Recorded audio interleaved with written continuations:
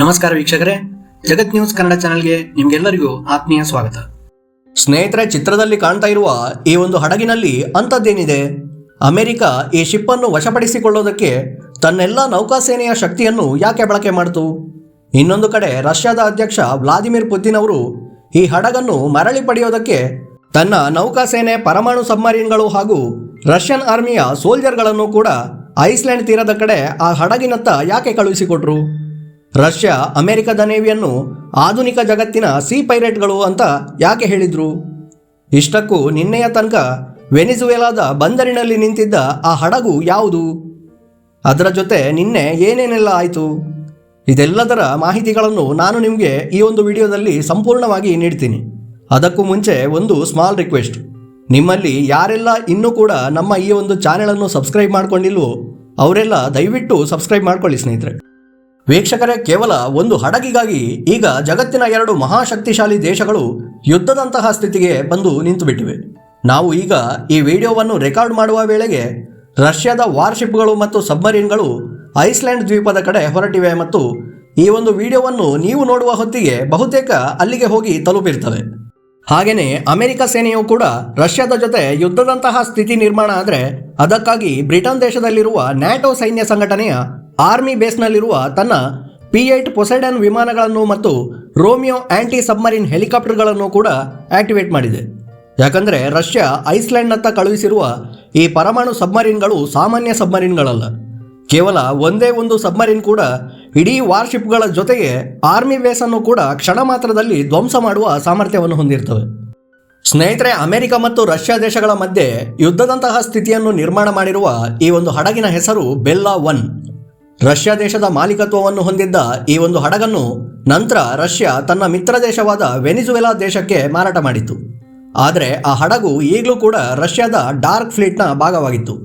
Dark fleet ಅಂದರೆ ನಿಮಗೆಲ್ಲ ಗೊತ್ತೇ ಇದೆಯಲ್ಲ, ಅಮೆರಿಕ ಯಾವೆಲ್ಲ ದೇಶಗಳ ಮೇಲೆ ಸ್ಯಾಂಕ್ಷನ್ ಅನ್ನು ಹೇರಿದೆಯೋ ಆ ದೇಶಗಳಿಂದ ಕ್ರೂಡ್ ಆಯಿಲ್ ಅನ್ನು ಖರೀದಿಸಿ ಅದನ್ನು ಇನ್ನಿತರ ದೇಶಗಳಿಗೆ ಸಪ್ಲೈ ಮಾಡುವ ಹಡಗುಗಳ ಗುಂಪಿಗೆ ಡಾರ್ಕ್ ಫ್ಲೀಟ್ ಅಂತ ಹೇಳಲಾಗುತ್ತೆ. ಅದೇ ಕೆಲಸವನ್ನು ವೆನಿಜುವೆಲಾದ ಈ ಹಡಗು ಕೂಡ ಮಾಡ್ತಾ ಇತ್ತು.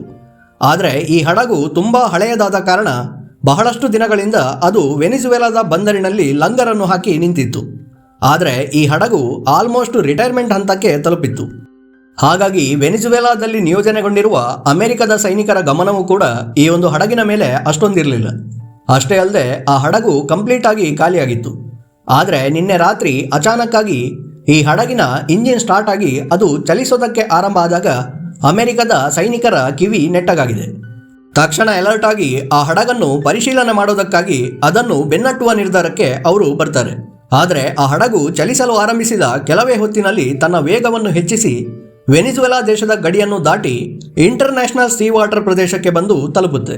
ಅಲ್ಲಿ ಬಂದ ನಂತರ ಈ ಒಂದು ಬೆಲ್ಲಾ ಎಂಬ ಹೆಸರಿನ ಹಡಗಿನ ಮೇಲಿದ್ದ ವೆನಿಜುವೆಲಾ ದೇಶದ ಫ್ಲಾಗ್ ಅನ್ನು ಇಳಿಸಿ ರಷ್ಯಾ ದೇಶದ ಬಾವುಟವನ್ನು ಏರಿಸಲಾಗುತ್ತೆ. ಅಷ್ಟೇ ಅಲ್ಲದೆ ಆಟೋಮೆಟಿಕ್ ಐಡೆಂಟಿಫಿಕೇಶನ್ ಸಿಸ್ಟಮ್ನಲ್ಲಿ ತನ್ನ ಹೆಸರನ್ನು ಕೂಡ ಮರೀನರ್ ಶಿಪ್ ಅನ್ನೋದಾಗಿ ಬದಲಾವಣೆ ಮಾಡಿ ಅಲ್ಲಿಂದ ಮುಂದಕ್ಕೆ ಸಾಗೋದಕ್ಕೆ ಆರಂಭ ಮಾಡುತ್ತೆ.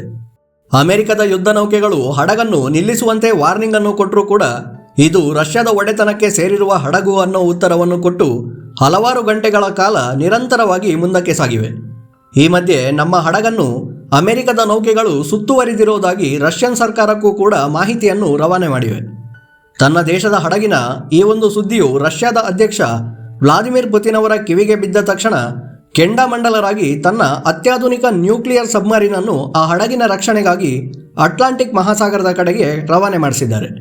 ಆದರೆ ರಷ್ಯಾದ ಸಬ್ಮರೀನ್ಗಳು ಅಲ್ಲಿಗೆ ತಲುಪುವ ಮುನ್ನವೇ ಅಮೆರಿಕದ ನೇವಿಯು ತನ್ನ ಹೆಚ್ಚಿನ ಸೈನಿಕರು ಮತ್ತು ಹಡಗುಗಳೊಂದಿಗೆ ಬಂದು ಈ ಒಂದು ಮರೀನರ್ ಹೆಸರಿನ ರಷ್ಯಾದ ಹಡಗನ್ನು ನಾರ್ತ್ ಅಟ್ಲಾಂಟಿಕ್ ಓಷನ್ನಲ್ಲಿ ಸ್ಕಾಟ್ಲೆಂಡ್ ಸಮೀಪ ಇಂಟರ್ನ್ಯಾಷನಲ್ ವಾಟರ್ನಲ್ಲಿ ಬ್ಲಾಕ್ ಮಾಡಿ ನಿಲ್ಲಿಸಿ ಅದನ್ನು ತನ್ನ ವಶಕ್ಕೆ ಪಡ್ಕೊಂಡಿದ್ದಾರೆ. ಆದರೆ ಆ ಹಡಗಿನಲ್ಲಿ ಅಂಥದ್ದೇನಿತ್ತು ಅನ್ನೋದರ ಮಾಹಿತಿಗಳು ಇನ್ನೂ ಕೂಡ ಹೊರಬಂದಿಲ್ಲ. ಜಗತ್ತಿನ ಎರಡು ದೇಶಗಳು ಒಂದು ರಿಟೈರ್ಮೆಂಟ್ ಹಂತಕ್ಕೆ ಬಂದಿರುವ ಹಡಗಿನ ಹಿಂದೆ ಬಿದ್ದಿದ್ದಾರೆ ಅಂದರೆ ರಷ್ಯಾ ದೇಶಕ್ಕೆ ಸಂಬಂಧಪಟ್ಟ ಯಾವುದೋ ಒಂದು ಅತ್ಯಂತ ಮಹತ್ವಪೂರ್ಣವಾದ ವಸ್ತು ಅದರಲ್ಲಿರಬೇಕು. ಇಲ್ಲದೆ ಹೋದರೆ ಇಲ್ಲಿಯ ತನಕ ತನ್ನ 100 ಶಿಪ್ಪುಗಳು ಸೀಸ್ ಆಗಿದ್ರೂ ಕೂಡ ರಷ್ಯಾದ ಅಧ್ಯಕ್ಷ ವ್ಲಾದಿಮಿರ್ ಪುತಿನ್ ಅವರು ಅದಕ್ಕೆಲ್ಲ ತಲೆ ಕೆಡಿಸ್ಕೊಂಡು ಯಾವತ್ತೂ ಕೂಡ ತನ್ನ ನ್ಯೂಕ್ಲಿಯರ್ ಸಬ್ಮರೀನ್ಗಳನ್ನು ಕಳುಹಿಸಿರೋರಲ್ಲ. ಅಥವಾ ಅಮೆರಿಕದ ಜೊತೆ ತನ್ನ ದುಶ್ಮನಿಯನ್ನು ತೆಗೆಯಲು ನೇರ ಯುದ್ಧಕ್ಕೆ ಈ ಒಂದು ಹಡಗನ್ನು ನೆಪ ಮಾತ್ರಕ್ಕೆ ಸಾಧನವಾಗಿ ಬಳಕೆ ಮಾಡಿರುವ ಸಾಧ್ಯತೆಗಳು ಕೂಡ ಇವೆ. ಯಾಕಂದರೆ ದೊಡ್ಡ ಅರಣ್ಯವನ್ನು ಸುಡೋದಕ್ಕೆ ಒಂದು ಸಣ್ಣ ಬೆಂಕಿ ಕಡ್ಡಿ ಸಾಕಾಗುತ್ತೆ. ಹಾಗೆಯೇ ದೊಡ್ಡ ಯುದ್ಧವನ್ನು ಶುರು ಮಾಡೋದಕ್ಕೆ ಇಂತಹ ಒಂದು ಸಣ್ಣ ಕುಂಟು ನೆಪ ಇದ್ದರೂ ಕೂಡ ಸಾಕು. ಎನಿವೆ, ಈ ವಿಷಯದ ಬಗ್ಗೆ ಮುಂದೆ ಏನೇ ಅಪ್ಡೇಟ್ ಬಂದರೂ ಅದನ್ನ ನಾನು ನಿಮಗೆ ನನ್ನ ಮುಂದಿನ ವಿಡಿಯೋಗಳಲ್ಲಿ ತಪ್ಪದೇ ತಿಳಿಸ್ತೀನಿ. ಅದಕ್ಕಾಗಿ ದಯವಿಟ್ಟು ನಮ್ಮ ಈ ಚಾನೆಲನ್ನು ಸಬ್ಸ್ಕ್ರೈಬ್ ಮಾಡ್ಕೊಳ್ಳಿ ಸ್ನೇಹಿತರೆ.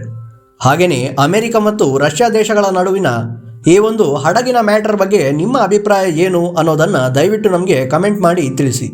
ಮುಂದಿನ ವಿಡಿಯೋದಲ್ಲಿ ಮತ್ತೆ ಸಿಗೋಣ. ಧನ್ಯವಾದಗಳು. ಜೈ ಹಿಂದ್.